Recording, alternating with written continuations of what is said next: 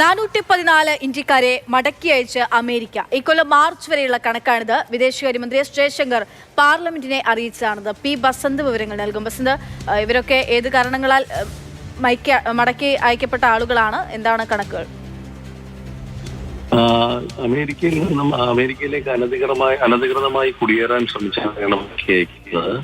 കഴിഞ്ഞ കൊല്ലം 2025 വരെ മടക്കി അയച്ചിരുന്നു. ഇക്കൊല്ലം മാർച്ച് വരെയുള്ള കണക്കുകൾ വിദേശ മന്ത്രാലയം പാർലമെന്റിനെ അറിയിച്ചിരിക്കുന്നത്. അതിൽ ഏറ്റവും ഉള്ളത് അമേരിക്കയിൽ നിന്നും 414 പേരെയാണ് ഇക്കൊല്ലം മാർച്ച് വരെ മാത്രമായി തിരിച്ചയച്ചിട്ടുള്ളത്.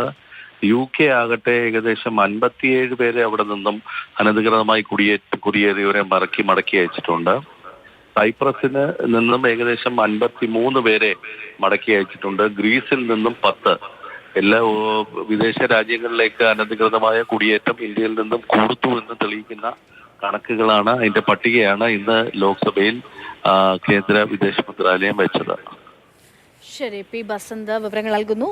ബസന്ത് തുടരുക. ഇപ്പോൾ അമേരിക്കയിലേക്ക് അനധികൃതമായിട്ട് ഇന്ത്യയിൽ നിന്നും കുടിയേറിയിട്ടുള്ള ആളുകളെ തിരിച്ചയച്ചുമായി ബന്ധപ്പെട്ടുള്ള കണക്കാണ് വിദേശകാര്യമന്ത്രി ഇപ്പോൾ പാർലമെന്റിനെ അറിയിച്ചിരിക്കുന്നത്.